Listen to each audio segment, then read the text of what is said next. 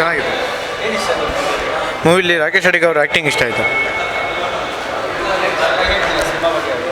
Cinema ಎಲ್ಲ ಬಂದು ನೋಡಿ ಕನ್ಫರ್ಮಾಗಿ ನೋಡಿ. ಬ್ಲಾಕ್ ಬಸ್ಟ್ ಟಾಪಿಕ್ ಇಂಥ ಮೂವಿ ಓಡಲಿಲ್ಲ ಅಂದರೆ ಕನ್ನಡ ಇಂಡಸ್ಟ್ರಿಗೆ ಕೆಟ್ಟ ಹೆಸರು.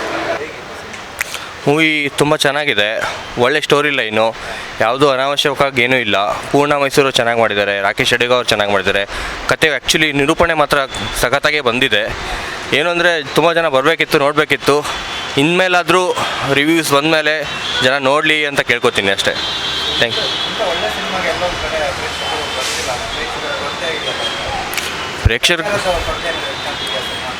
ಸರ್, ನಾನು ನೋಡಿ ಪ್ರಚಾರ ನೋಡಿಕೊಂಡೇ ಇಲ್ಲಿ ಬಂದಿದ್ದು. ಇನ್ಸ್ಟಾಗ್ರಾಮಲ್ಲಿ ಮತ್ತು ಬೇರೆ ಬೇರೆ ಕಡೆ ಪ್ರಚಾರ ಮಾಡಿದ್ದಾರೆ. ಪ್ರಚಾರ ಮಾಡಿಲ್ಲ ಅಂತಲ್ಲ, ಏನೋ ಬೇರೆ ಬೇರೆ ಕಾರಣಗಳಿಂದ ಮಲ್ಟಿ ಲ್ಯಾಂಗ್ವೇಜಸ್ ಮೂವಿಗಳಿಂದ ಸ್ಟಾರ್ಸ್ ಬಂದಿರೋದ್ರಿಂದ ಮೋಸ್ಟ್ಲಿ ಕಡಿಮೆ ಆಯ್ತೇನೋ. ಆಮೇಲೆ ಇವತ್ತು ಬೆಳಗ್ಗೆ ನೋಡಿದ್ದು ನ್ಯೂಸ್ ಪೇಪರಲ್ಲಿ ಇವ್ರಿಗೆ ಥ್ಯಾಂಕ್ ಯು. ಬೆಳಗ್ಗೆ ನ್ಯೂಸ್ ಪೇಪರ್ ನೋಡಿದ್ದಕ್ಕೆ ಇವ್ರ ಸ್ಕ್ರೀನ್ಸು ತುಂಬ ಕಡಿಮೆ ಇದೆ. ನಾನು ಆ್ಯಕ್ಚುಲಿ ರಾತ್ರಿ ಶೋ ಅಥವಾ ಈವ್ನಿಂಗ್ ಶೋ ನೋಡೋರು. ಬೆಳಗ್ಗೆ 10:00 ಅದು ಫ್ರೈಡೇ ವರ್ಕಿಂಗ್ ಡೇ, ಜನ ಕಡಿಮೆ ಇದ್ದಾರೆ ಅಷ್ಟೇ. ನಾಳೆಯಿಂದ ಪಿಕಪ್ ಆಗುತ್ತೆ. ವರ್ಡ್ ಆಫ್ ಮೌತ್ ಪಬ್ಲಿಸಿಟಿ ಚೆನ್ನಾಗೇ ಆಗುತ್ತೆ ಅಂದ್ಕೊಂಡಿದ್ದೀನಿ. ಏನು ಇಷ್ಟ ಆಯ್ತು ಸರ್ ಸಿನಿಮಾದಲ್ಲಿ, ಕಂಟೆಂಟು ಅಥವಾ ಏನು ಇಷ್ಟ ಆಯ್ತು ಸರ್? ಎವ್ರಿಡೇ ಆಗೋ ವಿಚಾರಗಳೇ ಇಲ್ಲಿ ತೋರಿಸ್ತಿರೋದು. ಅದನ್ನೇ ಚೆನ್ನಾಗಿ ಕತೆ ರೂಪದಲ್ಲಿ ಹೆಂಡು ಚೆನ್ನಾಗೇ ಮಾಡಿಕೊಟ್ಟಿದ್ದಾರೆ ಸರ್. ಇಂಟೆನ್ಸಿವ್ ಪರ್ಫಾರ್ಮೆನ್ಸ್ ಇದೆ. ರಾಕೇಶ್ ಅಡಿಗ ಅವರಂತೂ ಸ್ಕ್ರೀನ್ನ ಪೂರ್ತಿ ಕ್ಯಾರಿ ಮಾಡಿದ್ದಾರೆ.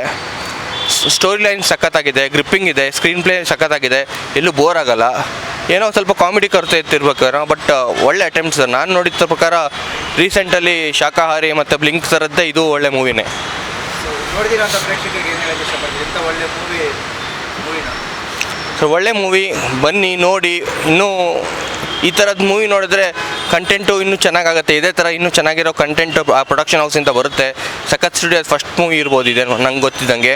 ಅವ್ರು OTTಯಲ್ಲೂ ಚೆನ್ನಾಗಿ ಮಾಡಿದರು. ಆ OTT ನೋಡ್ಕೊಂಡೇ ಇಲ್ಲಿ ನೋಡಿರೋದು. ಇನ್ನೂ ಪ್ರೋತ್ಸಾಹ ಕೊಟ್ಟರೆ ಇನ್ನೂ ಒಳ್ಳೊಳ್ಳೆ ಕಂಟೆಂಟ್ ಕೊಡೋಕ್ಕೆ ಅವ್ರಿಗೂ ಹೆಲ್ಪ್ ಆಗುತ್ತೆ.